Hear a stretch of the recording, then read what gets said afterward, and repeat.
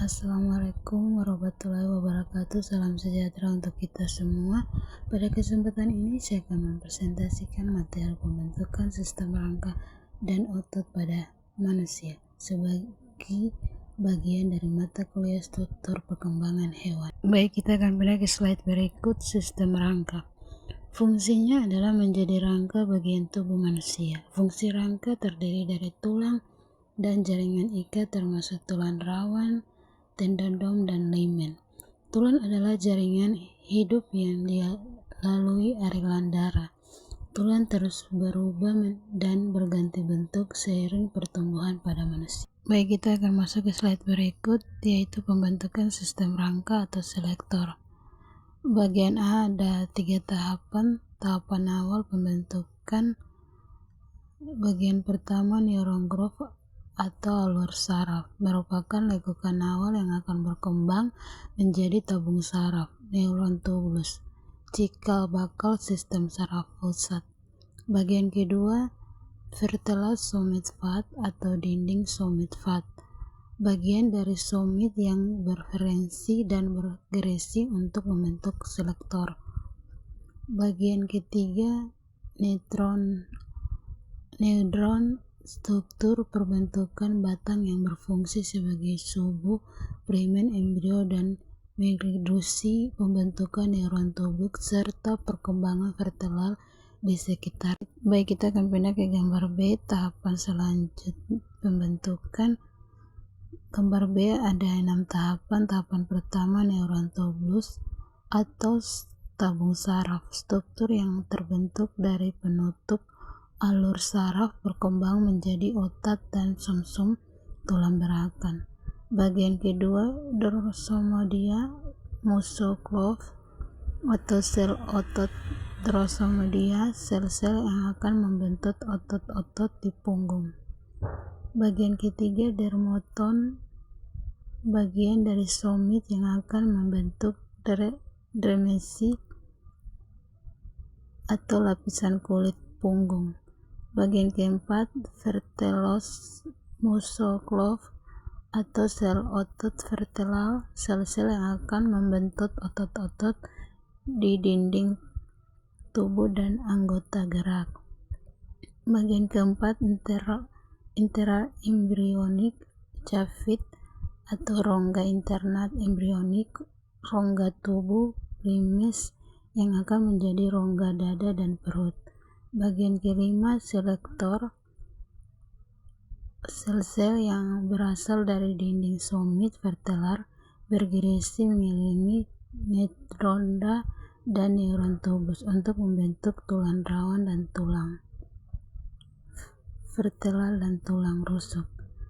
Bagian keenam, dorsala, pembuluh darah utama embrio di bagian punggung berfungsi mendistribusikan darah ke seluruh embrio. Baik, kita akan masuk ke slide berikut, pembentukan sistem rangka atau selektor.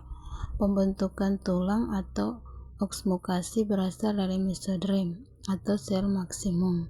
Ada 2 cara. Oksmukasi interfosa membentuk tulang pipi langsung dari maksimin atau osteoblast, meklavasi, osteobasi. Bagian kedua, oksmukasi endothelal mengganti model tulang rawan, misalnya tulang panjang, menciptakan pusat oksmukasi primer dan sekunder dengan lempengan epifisi sebagai zona pertumbuhan. Baik, kita akan pindah ke slide berikut, pembentukan sistem rangka atau selektor. Gambar bagian A ada 1 tahapannya mesromen, jaringan embrionik yang berferensi menjadi tulang rawan dan tulang. Gambar B ada 1 tahapan, yaitu cartigen, tulang rawan, tahapan awal pembentukan tulang panjang. Gambar C ada 2 tahapan, yaitu osteoblast, sel-sel pembentukan tulang yang aktif memproduksi martek tulang. Bagian 2, sodrari oxygenator, pusat oksmukasi sekunder yang muncul di bis ujung tulang panjang. Gambar bagian D ada 3 tahapan. Tahapan yang pertama, bone jaringan tulang yang sudah terbentuk dan terfibrillasi. Bagian 2, prodotis sel-sel tulang rawan yang aktif membelah dan memperbanyakkan diri di lempengan pertumbuhan. Tahapan ketiga, groplas, lempengan pertumbuhan skarat apex, area tulang rawan di antara epifisis dan depressisis, tempat terjadinya pertumbuhan memanjang tulang. Baik, kita pindah ke slide berikut lagi, adalah endocotor atau rangka dalam. Endocotor atau tulang dan tulang rawan berasal dari mesoderm melalui diferensi maksimum. Pembentukannya terjadi melalui 2 proses. Proses yang pertama, oksumasi endodrom menggantikan model tulang rawan, misalnya tulang panjang. Yang kedua, oksumasi interval langsung dari maksimum, misalnya tulang tenggorokan. Rangka ini dibagi menjadi 2 selektor aksil subtubuh dan selektor abdakuler anggota gerak. Baik, kita pindah ke slide berikut. Rangka aksi membentuk poros serta tubuh manusia dan terdiri dari 80 tulang. Karakter ini memberikan perlindungan dan dukungan bagi otak, sumsum dan tulang belakang dan organ-organ vital. Bagian-bagian utama yang meliputi tenggorokan cranium berperan dalam membentuk struktur kepala dan melindungi otak. Tulang belakang terdiri dari beberapa ruas seperti tulang leher, punggung, pinggang, lengan, dan ekor. Rongga dada meliputi tulang rusuk dan tulang dada, tulang pendengar, dan tulang hobbit. Rangka plamadi alveolar. Rangka alveolar menopang anggota tubuh dan terdiri dari 126 tulang. Rangka ini berfungsi sebagai penggerakan tubuh bagi bagian utama yang meliputi tulang anggota gerak atas seperti tulang lengan dan tangan, tulang anggota gerak bawah seperti paha, betis, dan kaki, gelang bahu, dan gelang punggung. Baik, kita akan masuk ke slide berikut, yaitu sistem otot dan pembentukannya atau myogenesis. Ada 4 tahapan. Tahapan yang pertama, otot berfungsi untuk menghasilkan gerakan melalui kontraksi. Tahapan kedua, jaringan otot berasal dari lapisan tengah embrio yaitu mesoderm. Tahapan ketiga, sel-sel mesoderm berkembang menjadi myoblast yang kemudian membentuk serat otot. Tahapan keempat, sebagian besar otot rangka, otot tubuh, dan otot gerak berasal dari mesoderm.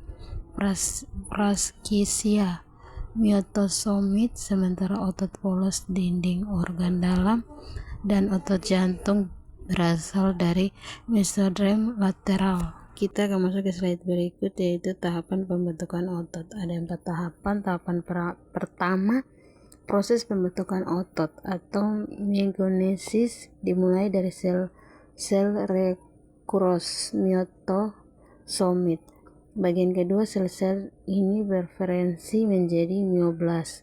Myoblast kemudian berformasi dan pada otot rangka mengalami fusi penyayut membentuk struktur berintik banyak yang disebut myotube.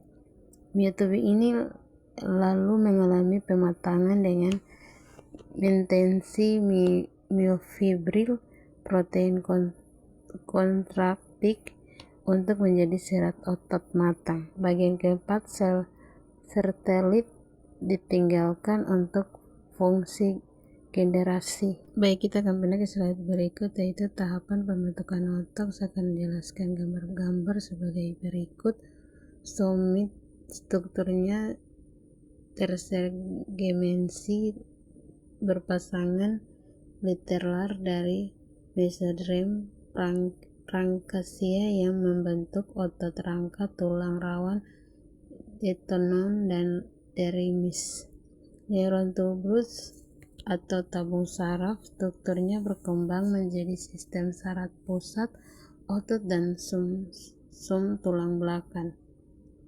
Neutron atau neodran strukturnya seperti batang vertebral yang terletak vertikal dari tabung saraf, berfungsi sebagai subu utama embrio. Dorsala aorta atau dorsala dorsalis, pembuluh darah utama embrio yang terletak di bagian vertelat somit. Internal embryonic cavity atau rongga interembryonik, rongga dalam embrio.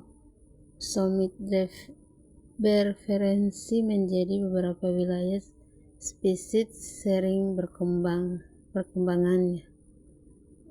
Coledotrol atau coledotom, bagian somit vertomedisia yang membentuk tulang rawan vertebral dan tulang rusuk. Dermoto, bagian dorsal somit yang membentuk dermasi kulit punggung. Myotom atau myotom, bagian somit yang membentuk otot rangka. Drossomodia, muskul cella dan vertebral muscle adalah sel-sel awal yang akan membentuk mitobo. Neuron growth atau arut saraf, lekukan awal yang mendahului pembentukan tabung saraf. Vertebral somit fat, dinding somit vertebral dan lateral somit levotir.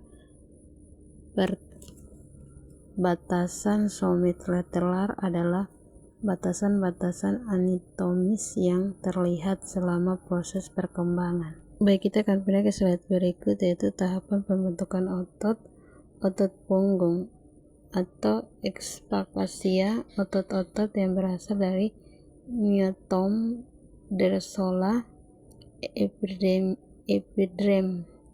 rumus primen dorsala, cabang saraf spinal yang mengreferensiasi otot ekspakasial dan kulit punggung. Rumus primen vertebral, cabang saraf spinal yang mengreferensiasi otot hiktaksia, dinding tubuh dan ekstasia dan kulit bagian depan dan samping tubuh. Otot dinding tubuh, otot-otot yang berkembang dari myotom, hidraksia, hidraporer di daerah batang tubuh. Otot ekstrosom, ekstremitas, otot-otot yang berfungsi untuk meluruskan sendi perkembangan dari sel-sel myotomis yang bermigrasi ke tunas ekstremitas. Otot hidrasedia, otot-otot yang berasal dari myotom vertelat. Otot retosor ekstroniat, otot-otot yang berfungsi untuk menengkul sendi juga berkembang dari sel-sel myotomis yang bermigrasi ke tunas ekstremitas. Baik, kita akan pindah ke slide berikut lagi, tahapan pembentukan otot. Dermasi, lapisan kulit yang berasal dari mesoderm. Dalam konteks ini, dermasi berinteraksi dengan sel-sel otot yang sedang berkembang. Mesoskeleton atau sel otot, sel-sel yang berferensi dan berkembang menjadi jaringan otot. Otot berasal dari lapisan mesoderm embrio.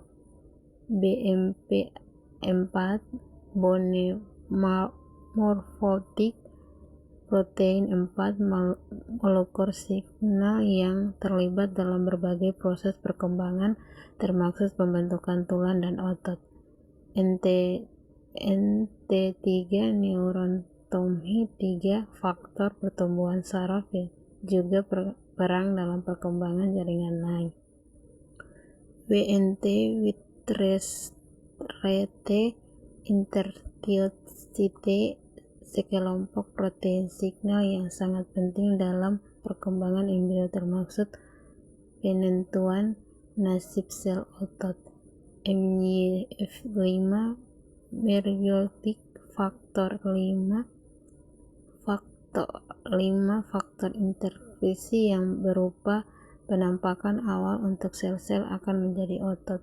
MYOD merbos dervotic protein 1 faktor transisi kunci yang mendorong sel reproduksi menjadi myoblast sel otot muda. PNX3 dan PAX1 gen Pyrus Fox yang berperan penting dalam perkembangan somit, blok jaringan embrionik yang akan berbentuk otot tulang belakang dan dremesi. SHH somit redox protein signal penting yang dideteksi oleh neutroda dan lempengan lantai tabung saraf, menginduksi intervensi sel di sekitarnya. NOGGIN protein yang menghambat signal BMP memungkinkan perkembangan struktur tertentu seperti tabung saraf dan otot. Baik, kita akan pindah ke slide berikut, yaitu tahapan pembentukan otot. Saya akan jelaskan gambar di bawah sebagai berikut. Otot punggung atau eksplazia, otot-otot yang terletak di bagian belakang tubuh. Rumus primen drosera, cabang saraf tulang belakang yang menginervasi otot dan kulit punggung. Rumus primen vertebral, cabang saraf tulang belakang yang menginervasi otot dan kulit dinding tubuh lateral dan anterior serta tungkai. Otot dinding tubuh, otot-otot yang membentuk dinding tabung seringkali direferensi oleh rumus primen vertebral. Otot ekstrosum, tukan otot yang berfungsi untuk meluruskan atau memperpanjangkan tungkai. Otot retoksot, tungkai otot yang berfungsi untuk menempel atau melenturkan tungkai. Otot hiposchias, kelompok otot yang mencangkup otot dinding tabung dan otot tungkai. Kita akan masuk ke slide berikut, yaitu hubungan sistem rangka dan otot. Ada 3. Sistem rangka dan otot bekerja secara sinkronisi membentuk sistem gerak. Yang kedua, tulang berfungsi sebagai alat gerak pasif, sedangkan otot berfungsi sebagai alat gerak aktif. Yang ketiga, gerakan terjadi karena adanya kontraksi pada otot yang menarik tulang melalui tendon. Baik, kita akan masuk ke slide terakhir, yaitu sistem gerak. Ada otot dan tulang. Tulang atau rangka berperan sebagai alat gerak pasif. Tulang membentuk struktur keras yang menopang dan memberikan bentuk pada tubuh serta melindungi organ dalam. Otot berperan sebagai alat gerak aktif. Otot adalah jaringan elastik yang melengket pada tubuh dan berfungsi untuk menggerakkan tubuh dengan cara berkontraksi dan berfleksi. Sekian dan terima kasih dari presentasi saya.